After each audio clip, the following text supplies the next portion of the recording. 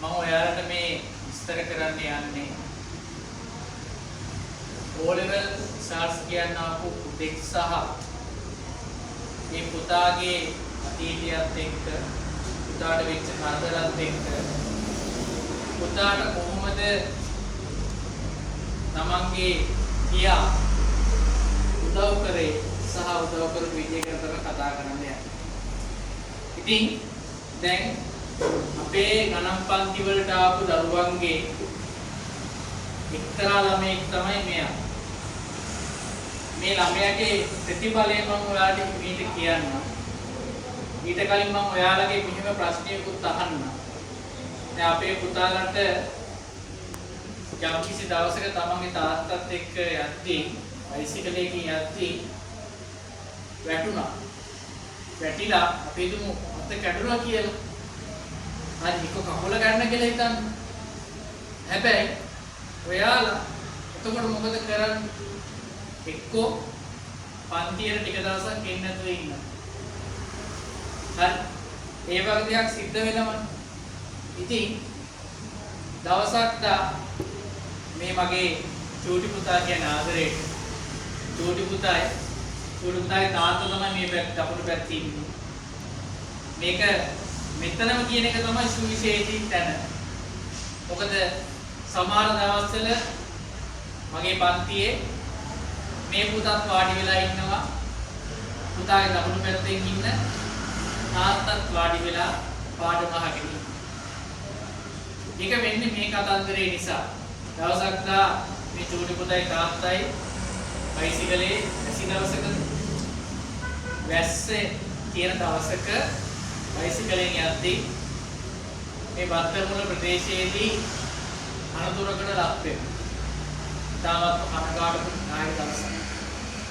ඒ අනතුරෙන් බයිසිකලයට damage වෙනවා. ඒ වගේම මේ චූටි පුතාගේ දකුණු අත මට මතක විදිහට මෙතනින් කැඩෙනවා නේ. මෙතනින් කැඩෙනවා.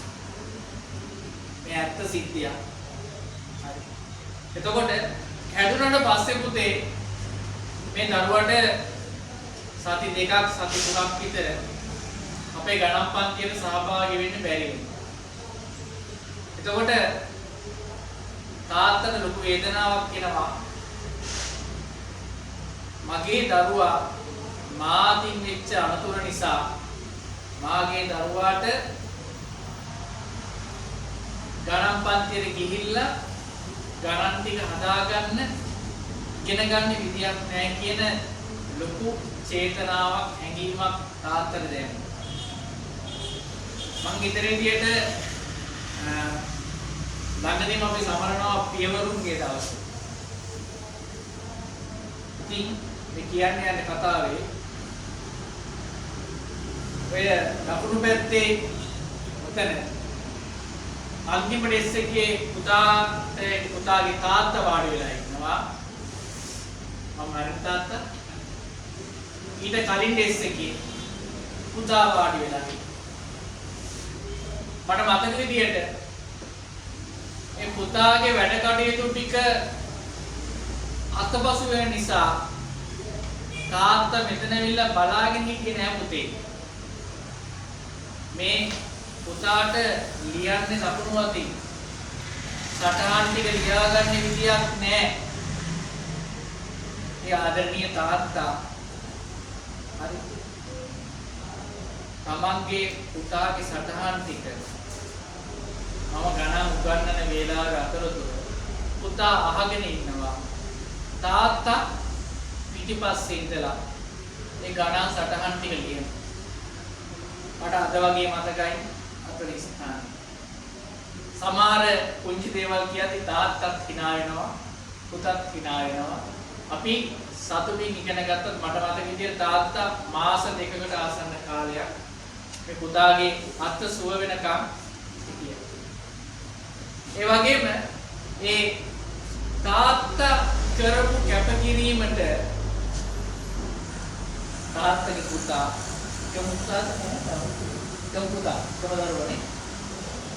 එකම දරුවා තාත්තට අද පුදුමාකාර සතුටක් ලබා දීලා තියෙනවා. මේ බත්තරමුල්ල විදුරායතනයේ මේ දරුවා ආපු පන්ති ටික ගත්තොත් ගණන් පන්ති ඇවිල්ලා තියෙනවා IT පන්ති, කොමර්ස් පන්ති සහ ආර්ට් චිත්‍ර පන්ති ඇවිල්ලා තියෙනවා. ඉතින් තාත්තා කෙනෙක්ට අම්මා කෙනෙක්ට දෙන්න පුළුවන් උපරිම සතුට සහ ඒ තාත්තා කරපු සේවයට මේ පුතා දෙන්න පුළුවන් උපරිම දේ ලබා දීලා තියෙනවා. මේක පුතේ අර කියන්නේ රිසර්ච් වලින් කියන්න පුළුවන් සුවිශේෂී රිසල්ට් එක. ඇත්තට මෙයාට තියෙන්නේ A9ක්.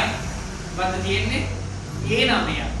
A9 ගත්ත ගොඩක් කට්ටිය මෙතනට එනවා. ඒ වගේම A9ක් ගත්ත දරුවන්ගේ මේ කතන්දරේ විශේෂ කතාවක්. මොකද එදා ඒ තාත්තා තමන්ගේ පුතා වෙනුවෙන් ඒ කැපකිරීම කරේ නැත්තා සමහර විට පුතාට ගණන් වල ඒක මිස් වෙන්න තිබ්බා සමහර විට. ඉතින් මේක ඇත්තටම හැංගීම්බර කතාවක්. මම මේ කතාව කියන්න හිතුනේ මොකද ළඟදීම නැවතත් කියන්න ඕන ළඟදී වෙනවා පියවරුන්ගේ දවස. හරි. ඒ පියවරුන්ගේ දවසේ මේක කියන්න ඕනේ කතාව. තේරුම්.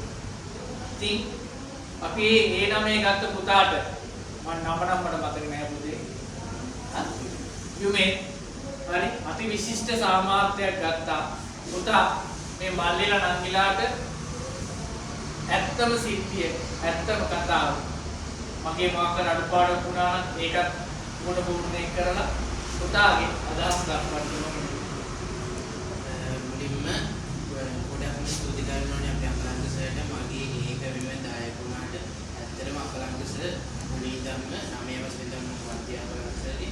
ඒ මුලින්දම තියරි ටික හරියට කරලා පේපර්ස් කරලා වාරිපාද ලකුණු මට 90කට වඩා ඉහළින් තිබ්බා. ඉතින් ඒකටම ගොඩක්ම මුලින්ම ස්තුතිවන්ත වෙනවා අපේ අකලංක සර්ට. ඉතින් සර් කියපු කතාව ඇත්ත.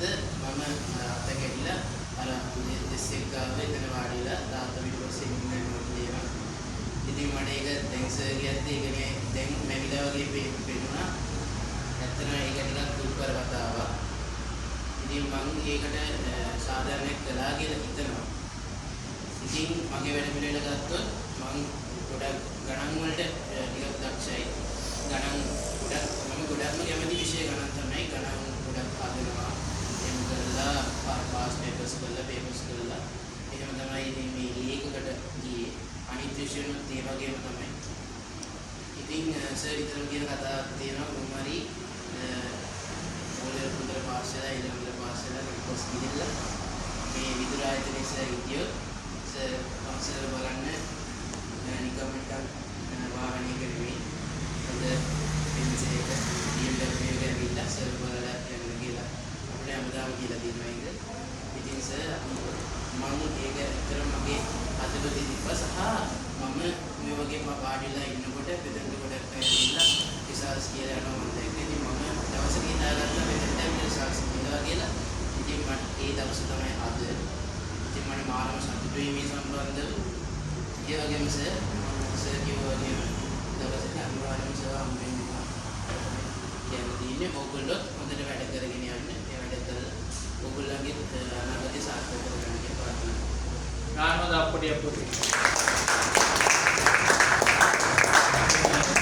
මම හැමදාම හැම අවුරුද්දකම මේ විදුර ආයතනයේ මම මේ 11 වෙනි අවුරුද්ද මෙහි හැම අවුරුද්දකම මගේ දරුවෝ ටික රිසර්ච් කියන්නේ මම කියන කතාව මේ පුතාට කිව්වා. ඔයාලට කියනවා පුතේ. මේ පුතාට නැවතත් කියනවා.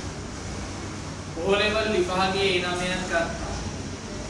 මේ අයියා A level කරනවා කිව්වේ ගණිත අංශي ICT භෞතික විද්‍යාව සහ සංයුක්ත ගණන. මේ විෂයන් තුනේ හොඳම සාමාර්ථයක් අරගෙන ඔයා කැමති මොරටුවේ යන්න නම් මොරටුවේ විශ්වවිද්‍යාලයේ හොඳම ඩිග්‍රියක් කරන්න. ඒ වගේම මම හැමදාම කියනවා ඔයා දවසක විදුර ආයතනයේ මම මෙතන හිටියොත් ජීවිතුන් අතර හිටියොත් දවසක මාව බලන්න ඉති මගේ තියෙන රටේට වඩා හොඳ රටේ. ඇත්තට මම කියන්නේ BMW එක්ක Benz එකකින් එක්ක Prado එකකින් නැවිලා අකලංගස මම ආවල් පැච් එකේ ආවල් පුතා කියලා කතා කරන්නේ. මට ඒක තමයි පුතේ තියෙන ලොකුම සතුට. මම පුතාට අදවදීම ප්‍රාර්ථනා කරනවා පුතා මාව බලන්න ආවට මේ ගොඩක් සතුටුයි. ඔයාලට කියන්නේ දහසක් ප්‍රශ්න තිබ්බත් අංක එක දුන්නේ මොකටද පුතේ? අධ්‍යාපනය. ඒක තේරුම් ගන්න මේ අයියා. ඒකයි මම මේ කතාව වැඩිපුර ඔයාලට කිව්වේ. ඉතින් පුතේ බොහොමත් ස්තුතියි ආවට. තාත්තට බොහොමත් ස්තුතියි. මේ නැවත වතාවක් අපි අයියට ප්‍රාර්ථනා කරමු. අයියගේ අනාගතයේ සර්ව ප්‍රකාරයෙන්ම සාර්ථක වෙන්න කියලා. එහෙනම් බොහොමත්